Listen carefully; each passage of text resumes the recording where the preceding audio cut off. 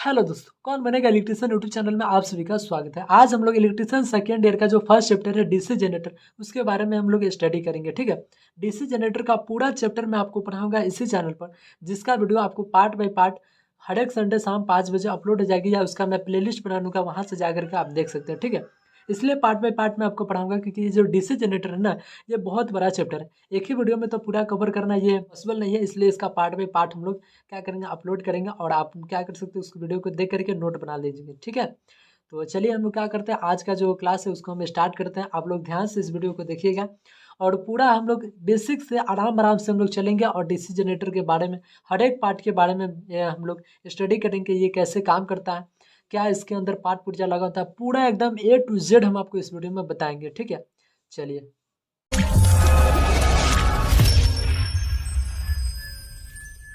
तो गाइस, सबसे पहले हम लोग समझ लेते हैं कि डीसी जनरेटर होता क्या है। जो डीसी जनरेटर यहाँ पर नाम लिखा हुआ है, इसके नाम में ही इसका पूरा काम छिपा हुआ है, इसका पूरा परिभाषा छिपा हुआ है। फिलहाल हम लोग डीसी पॉइंट को अलग रखते हैं। हम लोग पहले समझ लेते हैं कि जो जनरेटर लिखा हुआ है, जनरेटर होता क्या। तो जो जनरेटर का जो स्पेलिंग लिखा हुआ है ना, इसी स्पेलिंग में इसका पूरा परिभाषा छिपा हुआ है, इसका पूरा काम छिपा हुआ है।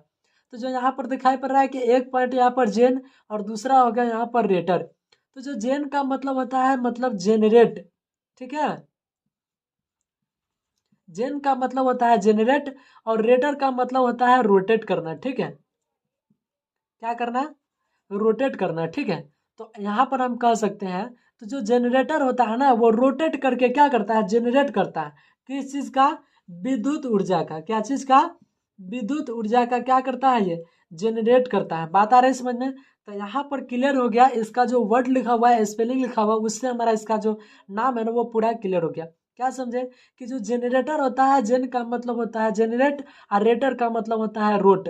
तो ऐसी युक्ति जो रोटेट करती है, और रोटेट करके क्या करती है, जनरेट करती है, मतलब उत्पादन करती है उसका, क्या चीज़ का, विद्युत ऊर्जा का। ठीक है, तो ऐसी युक्ति जो रोटेट करके विद्युत ऊर्जा को जनरेट करती है ना, वही हमारा जनरेटर कहलाता है। समझ में आ गया। चलिए, इसको यदि हम परिभाषा के तौर पर यदि इसको हम सजा करके बोले, तो आप कह सकते हैं कि ऐसा मशीन या ऐसा युक्ति, समझ में आ रही बात, ऐसा मशीन या ऐसा युक्ति जो यांत्रिक ऊर्जा को रोटेट करते हैं ना, रोटेट का मतलब ही होता है उसका एक मैकेनिकल एनर्जी। ठीक है, यांत्रिक ऊर्जा उसी को बोलते हैं। बात आ रही है समझ में। तो ऐसा मशीन जो यांत्रिक ऊर्जा को विद्युत ऊर्जा में जनरेट कर देता है, उसको बदल देता है, उत्पादन करता है। ठीक है, वो मशीन हमारा जनरेटर कहलाता है। आगे बात समझ में। चलिए, जनरेटर की बात करें तो जनरेटर जो होता है ना, ये दो प्रकार के होता है। ठीक है, कितने प्रकार के होता है, दो प्रकार के होता है। एक होता है एसी जनरेटर। ठीक है, एसी जनरेटर, और दूसरा जो होता है वो हमारा होता है डीसी जनरेटर। ठीक है, यहाँ पर हम इसको शॉर्ट में लिख दिए हैं। समझ में आ गई बात। चलिए, यहाँ पर एक बात हम आपको बताना भूल गए, कि जो जनरेटर होता है ना, इसका हिंदी नाम होता है जनित्र। क्या होता है, जनित्र होता है। आगे बात समझ में। इंग्लिश में कहते हैं जनरेटर, हिंदी में कहते हैं जनित्र। इसका जो स्पेलिंग है, इससे इसका पूरा परिभाषा क्लियर हो गया। जो जनरेटर होता है ना, ये दो प्रकार के होता है। एक होता है एसी जनरेटर, और दूसरा होता है डीसी जनरेटर। ठीक है, फिलहाल हम लोग एसी जनरेटर के बारे में बाद में पढ़ेंगे। थोड़ा सा आप समझ लीजिए कि जो जनरेटर एसी को उत्पन्न करता है ना, अल्टरनेटिव करंट को उत्पन्न करता है रोटेट करके, वो हमारा एसी जनरेटर कहलाता है।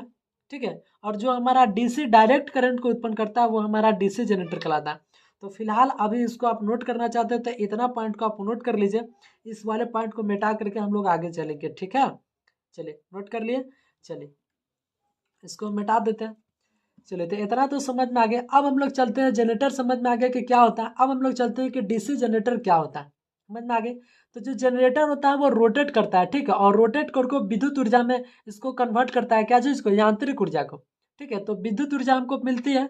तो कौन सी विद्युत ऊर्जा मिलेगी, तो ऐसा जनरेटर जिससे हमको डीसी विद्युत ऊर्जा प्राप्त होती है, वो हमारा डीसी जनरेटर कहलाता है। ध्यान से सुन रहे हैं हमारी बातों को। चलिए, यहाँ पर कह सकते हैं कि ऐसा जनरेटर जो यांत्रिक ऊर्जा को डीसी विद्युत ऊर्जा में बदल देता है, उसको हम डीसी जनरेटर कहते हैं। आगे बात समझ में। चलिए, तो ये होता है हमारा डीसी जनरेटर।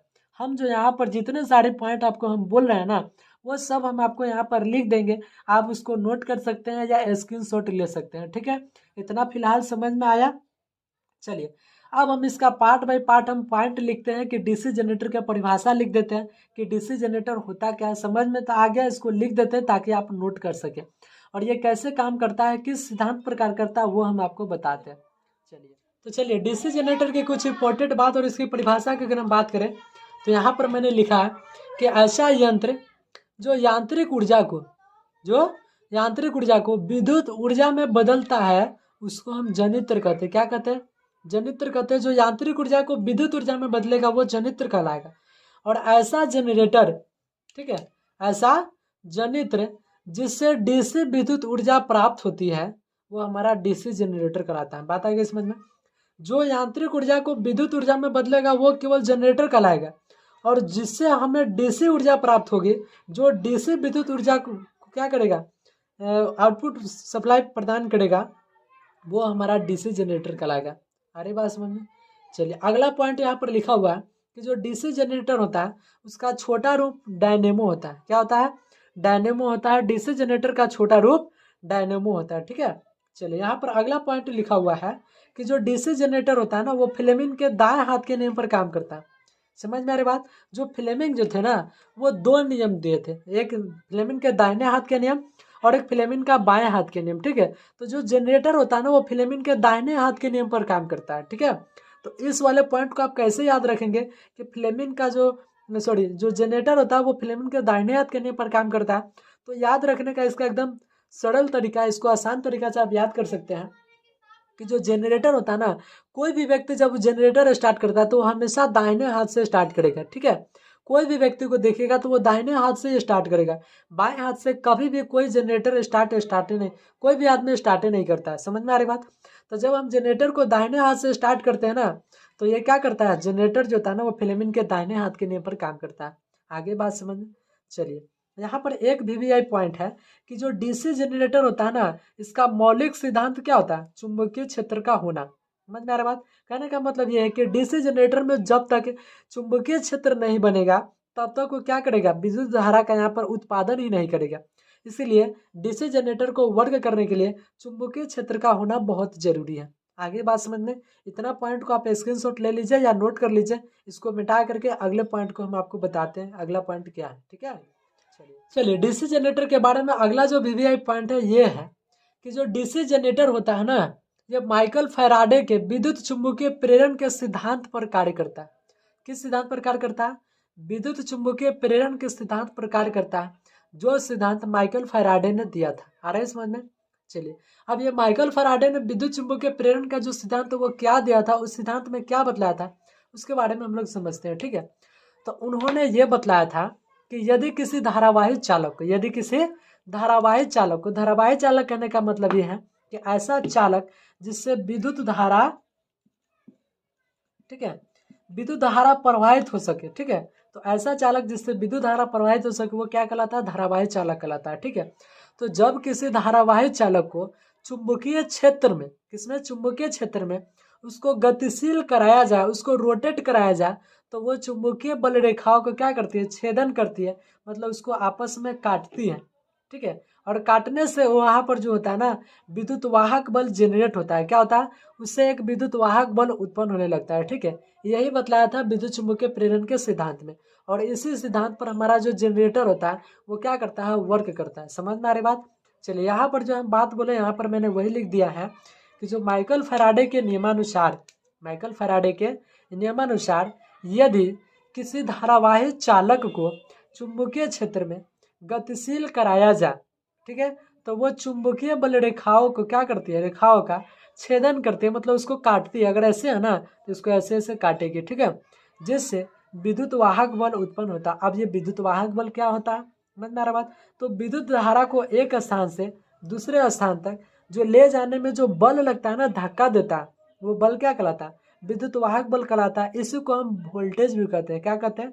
वोल्टेज भी कहते हैं। बात आ रही समझ में? इसी नियम पर जो हमारा डीसी जनरेटर है वो वर्क करता है। बात आ रही समझ में? चलिए अब ये काम कैसे करता है वो थोड़ा सा आप समझ लीजिए, उसके बारे में डिटेल में हम आपको बाद में बताएंगे। समझ में आ रहा बात? चलिए देखिए जो जनरेटर होता है ना उसमें साइड साइड में पोल लगा होता है, ठीक है। अब पोल आपको समझ में नहीं रहा होगा, वो हम आपको बताएंगे, ठीक है।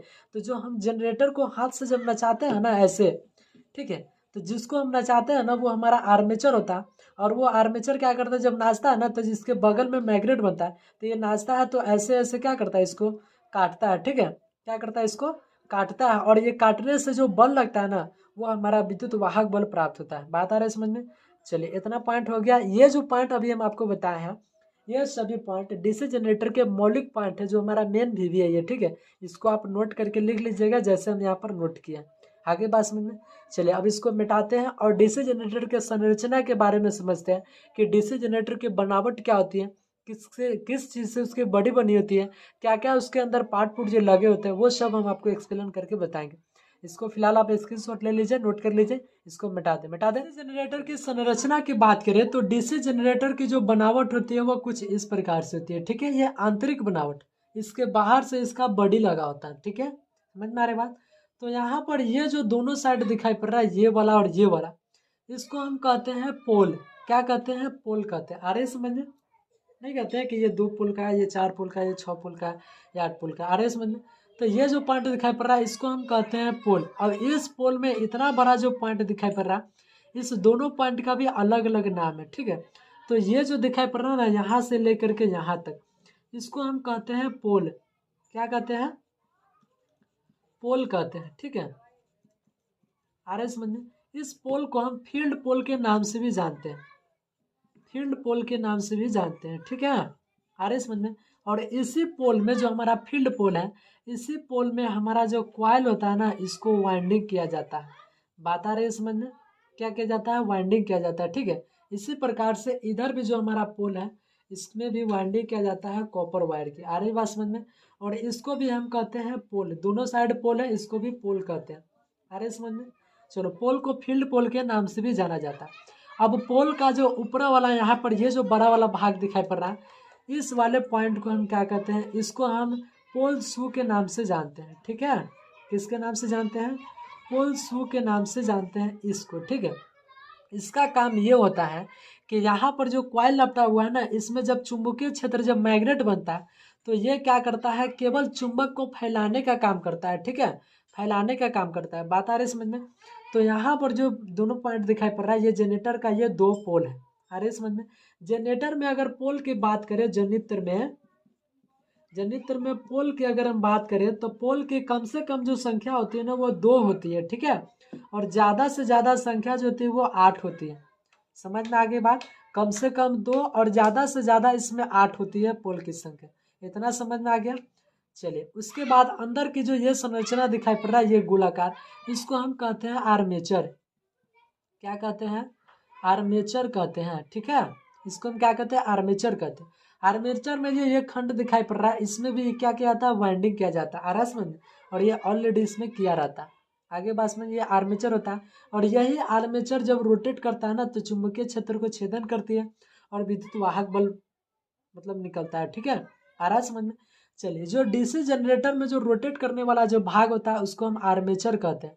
आ रही है समझ में। क्या कहते हैं उसको, आर्मेचर कहते हैं। चलिए अब बीच वाला जो ये पॉइंट दिखाई पड़ रहा है ये गोलाकार, इस वाले पॉइंट को हम कहते हैं क्या, कम्यूटेटर कहते हैं। क्या कहते हैं, कम्यूटेटर कहते हैं। चलिए MUTATOR, ठीक है। क्या कहते हैं इसको, कम्यूटेटर कहते हैं, ठीक है। इस कम्यूटेटर को दिक् परिवर्तन के नाम से भी जानते हैं, हिंदी में इसका नाम है दिक् परिवर्तन। क्या कहते हैं, दिक् परिवर्तन के नाम से भी इसको जानते हैं, ठीक है। अब ये कम्यूटेटर का काम बस इतना ही होता है कि इसके अंदर से जो एसी करंट जो निकलता है ना, एसी धारा, ठीक है, उसको बस क्या करता है, एसी को डीसी में कन्वर्ट कर देता है ये कम्यूटेटर। अगर ये कम्यूटेटर के आप हटा दीजिएगा तो ये जो जनरेटर है ना, ये डीसी जनरेटर, ये एक प्रकार का अल्टरनेटर बन जाएगा और इससे हमें एसी करंट निकलने लगेगी, एसी करंट प्राप्त हो जाएगी, ठीक है। तो ये जनरेटर जो है ना मूल रूप से एसी को ही उत्पन्न करता है। इसको कम्यूटेटर लगा करके हम इसको क्या करते हैं, एसी को डीसी में चेंज करके हम इसको कार्बन ब्रश की सहायता से बाहर ले लेते हैं, ठीक है। तो ये जो दिखाई पड़ रहा है ये वाला और ये वाला, ये दोनों पार्ट, ये जो कार्बन ब्रश है इसको हम कहते हैं कार्बन ब्रश, ठीक है। क्या कहते हैं, कार्बन ब्रश कहते हैं। समझ में आ रही बात। और जो कम्यूटेटर जो जनरेटर होता है ना, उसके कम्यूटेटर में 2 कार्बन ब्रश लगे होते हैं। बात आ रही है समझ में? यहाँ पर ये जो कार्बन ब्रश दिखाई पड़ रहा है ना, ये इसके अंदर ये स्पर्श करते रहता है, ठीक है। ये पूरा एकदम टाइट नहीं रहता है, इसको केवल स्पर्श करता है, ठीक है।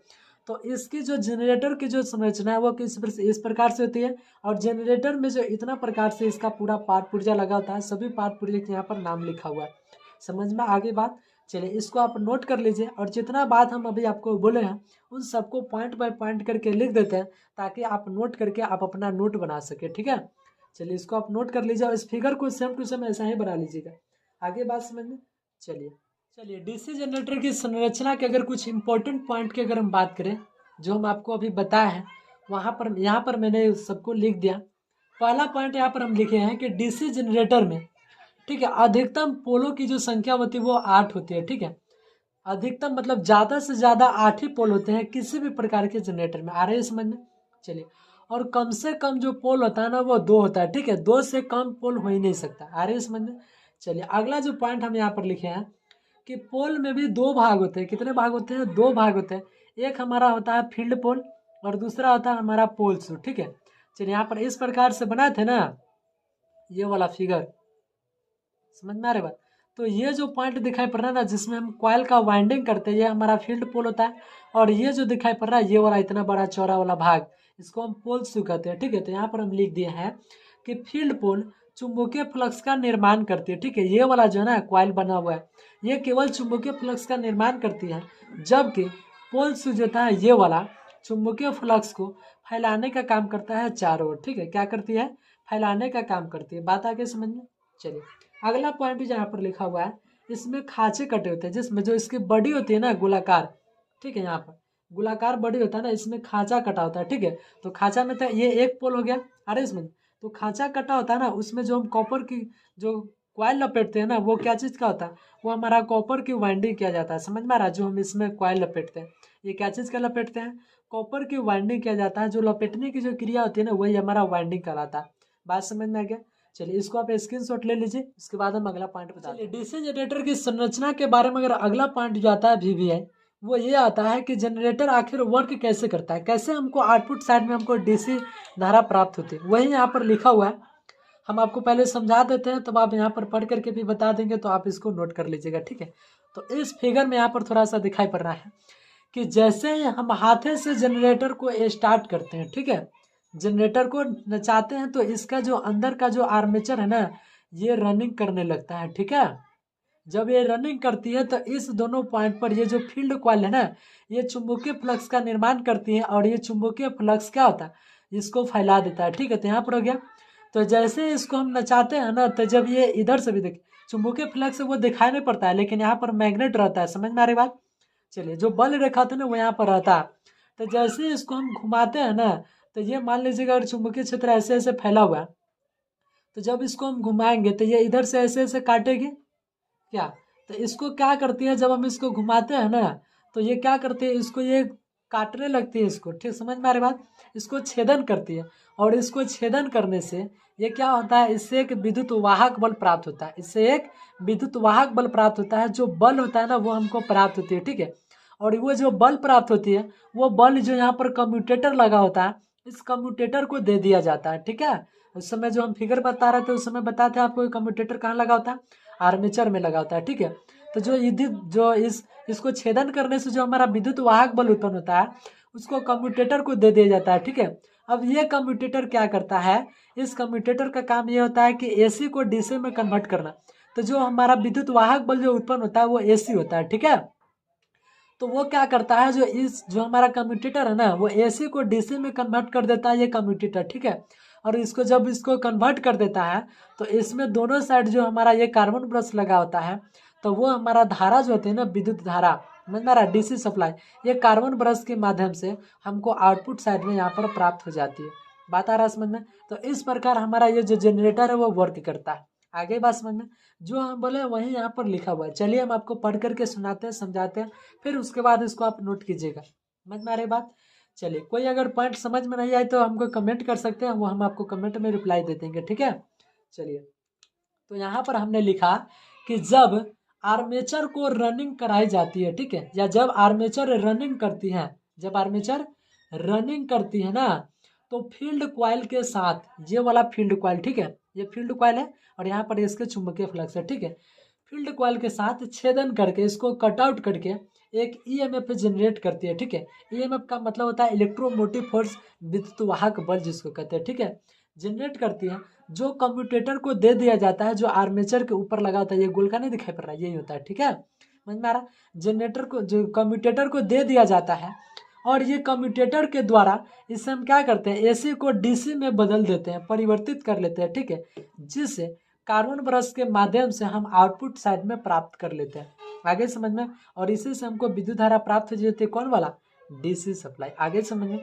तो इस प्रकार से जो हमारा डीसी जनरेटर की संरचना है, इस प्रकार से हम लोग जान गए कि कैसे इसका क्या क्या पार्ट पुर्जा लगा होता है, कौन जो पार्ट पुर्जा होता है उसके क्या क्या नाम होता है, क्या क्या इसका काम होता है, कैसे वर्क करता है, कैसे हमको विद्युत धारा सप्लाई प्राप्त होती है, वो यहाँ पर हम लोग इसकी संरचना के बारे में समझ गए, ठीक है। चलिए अब हम लोग जानते हैं कि इसके अंदर एक और पॉइंट लगा होता है जिसको हम कहते हैं इंटरपोल, ठीक है। तो इंटरपोल आखिर इसमें क्यों लगा होता है, क्या होता है इंटरपोल, समझ में आ रहा, और क्यों लगाया जाता है, वो उसके बारे में हम लोग पहले इसको जान लेते हैं। इसको आप नोट कर लीजिए, इसको मिटा देते हैं, ठीक है। चलिए मिटा दें। हम लोग जानते हैं कि डीसी जनरेटर में इंटरपोल क्या होता है। इंटरपोल के बारे में जानने से पहले हम आपको एक बात बता देते हैं, जो अभी हम आपको बताए थे ना इससे पहले पॉइंट, डीसी जनरेटर की संरचना के बारे में, उसमें 2 पॉइंट हम लिखना भूल गए थे। आप ध्यान से सुन लीजिए और उसको नोट कर लीजिएगा। पॉइंट ये है कि यदि डीसी जनरेटर में से कम्यूटेटर को हटा दिया जाए, यदि डीसी जनरेटर में से कम्यूटेटर को हटा दिया जाए तो वो एक प्रकार का अल्टरनेटर हो जाता है, ठीक है। ये एक पॉइंट आप नोट कर लीजिए। दूसरा पॉइंट जो ये है कि जो डीसी जनरेटर में कम्यूटेटर जो लगा होता है ना, कम्यूटेटर के ऊपर जो 2 कार्बन ब्रश लगे होते हैं, उस कार्बन ब्रश का जो दबाव होता है कम्यूटेटर पर, वो 250 ग्राम प्रति सेंटीमीटर स्क्वायर होता है। आगे बात समझ में? चलिए अब एक पॉइंट और आप नोट कर लीजिए कि कार्बन ब्रश का जब 1/3 भाग जब घिस जाता है ना, तब हम क्या करते हैं, कार्बन ब्रश को बदल देते हैं। आगे बात समझ में? चलिए अब हम लोग समझते हैं, नोट कर लीजिए। अब हम लोग समझते हैं इंटरपोल होता क्या। तो जो डीसी जनरेटर होता है ना, डीसी जनरेटर में पोल के समान ही इंटरपोल लगाया जाता है, सेम टू सेम उसी तरह हम इंटरपोल इसलिए लगाते हैं कि जब हमारा डीसी जनरेटर वर्क करता है ना, तो इससे बहुत स्पार्किंग होती है। क्या होती है? स्पार्किंग होती है, और उसी स्पार्किंग को कम करने के लिए हम इंटरपोल लगाते हैं, ठीक है। तो यहाँ पर आपको दिखाई पड़ रहा है कि ये हमारा 4 पोल है। ये मान लीजिए कि एन है, तो ये एस होगा, ठीक है, और ये क्या हो गया, एन हो जाएगा, और ये हो जाएगा एस। अरे बात समझ में? तो यहाँ पर ये जो पोल दिखाई पड़ रहा है ना, तो पोल के छोटे साइज में यहाँ पर इंटरपोल लगा होता है, ठीक है। तो ये जो दिखाई पड़ रहा है ना, ये छोटा छोटा 4, ये इंटरपोल लगाया जाता है, ठीक है। तो हम इंटरपोल इसलिए लगाते हैं ताकि जो जनरेटर में जो स्पार्किंग हो रही है, उस स्पार्किंग को कम किया जा सके। तो स्पार्किंग को कम करने के लिए हम जनरेटर में इंटरपोल लगाते हैं। बात आ गई समझ में? चलिए इस इंटरपोल में भी वाइंडिंग किया जाता है। वाइंडिंग कैसे किया था वो हम आपको बताते हैं। जैसे कि मान लीजिए कि यहाँ पर वाइंडिंग स्टार्ट किया, ठीक है, जैसे कि यहीं से, ठीक है। तो इसमें अगर हम वाइंडिंग कर रहे हैं ना, तो यहाँ से वाइंडिंग इसमें स्टार्ट होगी, ठीक है, उसके बाद इसमें हो जाएगी, ठीक है। ये सीरीज में होता है। बात आ रही है समझ में? इसी प्रकार से होते हुए जो वाइंडिंग होती है ना, यहाँ पर आकर के, और ये बाहर 2 पॉइंट निकलता है। बात आ रही है समझ में? तो इसमें जो मैग्नेट बनता है, वो मैग्नेट कैसे बनता है, तो यहाँ पर जो एन साइड जो बन रहा है ना, नॉर्थ नॉर्थ यहाँ पर मैग्नेट, ठीक है, समझ में आ रहा है? तो इससे जो इंटरपोल में जो मैग्नेट बनता है, वो अपने से पहले आने वाले जो ध्रुव है ना, उसी के अनुसार बनता है। तो इसमें एन बन रहा है, तो इसमें भी एन यहाँ पर ध्रुव बनेगा। बात आ रही है समझ में? अब चलिए यहाँ पर एस ध्रुव बन रहा है, तो इसमें भी एस ध्रुव बनेगा। अरे समझ में? और यहाँ पर एन पोल बन रहा है ना, तो इस वाले इंटरपोल में एन पोल बनेगा। अरे समझ में? यहाँ पर एस बना, तो इस वाले इंटरपोल में यहाँ पर एन बनेगा। सॉरी, यहाँ पर एस बना है ना, तो इस वाले में एस बनेंगे। अरे समझ में? अपने से आने वाले जो पोल होता है ना, आगे वाला, उसी के अनुसार यहाँ पर ये इंटरपोल में इसका ध्रुव बनता है। बात आ गई समझ में? चलिए इंटरपोल में जो इसका जो साइज होता है इंटरपोल के, ये जो हमारा पोल होता है ना, फील्ड पोल, समझ में आ रहा? फील्ड पोल, इसको हम पोल शू के नाम से भी जानते हैं, समझ में आ रहा? ये केवल फ्लक्स को फैलाने का काम करते हैं। तो जो हमारा पोल शू होता है ना, पोल शू के आधे लंबाई का जो इंटरपोल होता है उसकी साइज होती है, ठीक है। इंटरपोल की साइज कितनी होती है? पोल शू के आधे लंबाई की इंटरपोल की साइज होती है, ठीक है। चूंकि इंटरपोल में भी यहाँ पर कॉइल वाइंडिंग किया जाता है, तो इसमें जो वाइंडिंग किया जाता है ना, वो फील्ड पोल के 1/3 गुना किया जाता है। आ रही बात समझ में। जैसे कि इसमें अगर 9 किया जाएगा ना, तो 9 अगर लपेटा अगर मारा जाएगा 9 राउंड, तो इसमें 9 का 1/3 कितना हो जाएगा, यहाँ पर 3 हो जाएगा, तो इसमें 3 राउंड मारा जाएगा। बात आ गई समझ में। चलिए, तो इस प्रकार से हम लोग जान गए कि इंटरपोल क्या होता है। और इंटरपोल की जो संख्या होती है वो पोल के संख्या के बराबर होती है। यहाँ पर 4 पोल है ना इस जनरेटर में यहाँ पर, तो इंटरपोल की भी संख्या 4 होती है। ठीक है, अभी हम जितना पॉइंट बोले वो यहाँ पर लिख चुका है। ठीक है, पर सॉरी लिख दिए, आप इसको नोट कर लीजिए। चलिए हम एक बार इसको पढ़ा करके, इसको पढ़ करके हम आपको बता देते हैं ताकि क्लियर रूप से समझ में आ जाए। ठीक है, चलिए पहला जो पॉइंट हम यहाँ पर लिखे हैं कि डीसी जनरेटर में, ठीक है, जनरेटर में पैदा हुए स्पार्किंग को कम करने के लिए हम इंटरपोल लगाया जाता है। ठीक है, हम क्या करते हैं, इंटरपोल लगाते हैं। बात आ गई समझ में। चलिए, इंटरपोल की जो साइज होती है वो पोल सू का आधा होता है। ठीक है, अगर मान लीजिए कि ये 1 सेंटीमीटर का, तो ये क्या हो जाएगा, 1/2 सेंटीमीटर का हो जाएगी। ठीक है, आ रहा है समझ में, समझ में आ रहा है। अगर ये 2 का हो जाएगा तो ये 1 हो जाएगी, मतलब आधा होता है। आ रहा है समझ में। चलिए, इंटरपोल में जो वाइंडिंग किया जाता है ना, जो वाइंडिंग किया जाता है, ठीक है, जो फील्ड पोल वाइंडिंग का 1/3 गुना होता है, इसका 1/3 गुना होता है। अभी हम एग्जाम्पल से बताएं, आगे बात समझ में। चलिए, इंटरपोल की जो संख्या होती है वो पोल की संख्या के समान होती है। समझ में आ रहा। अगर पोल 4 पोल का अगर जनरेटर है तो इंटरपोल भी 4 होगा। अगर 2 पोल का है तो इंटरपोल भी 2 होगा। अगर 8 पोल का है तो इंटरपोल की संख्या भी 8 हो जाएगी। समझ में आ रहा बात। तो चलिए, इतना जो पॉइंट यहाँ पर इंटरपोल के बारे में बताया, इसको आप नोट कर लीजिए, इसको आप एक बार घर पर रिविजन कर लीजिएगा। ठीक है, और आज के क्लास में हम लोग इतना ही पढ़ते हैं। अगला जो क्लास हम लोग का चलेगा उसमें आगे हम बताएंगे कि इसकी जो बॉडी होती है वो किससे बना होता है, बॉडी का क्या क्या काम होता है। समझ में आ रही बात। इसका जो पूरा एकदम इसके आगे की जो क्लास है ना, इसके बारे में जो नेक्स्ट टॉपिक है वो हम अगले क्लास में बताएंगे। ठीक है, चलिए फिलहाल इतना ही रहने देते हैं। आपको ये वीडियो कैसे लगी कमेंट में जरूर बताइएगा। अगर अच्छी लगी होगी तो वीडियो को प्लीज़ एक लाइक कर दीजिएगा ताकि हमको भी वीडियो बनाने में मोटिवेट मिले। आज के लिए इतना ही, फिर मिलते हैं नेक्स्ट वीडियो में। तब तक के लिए बाय, जय हिंद।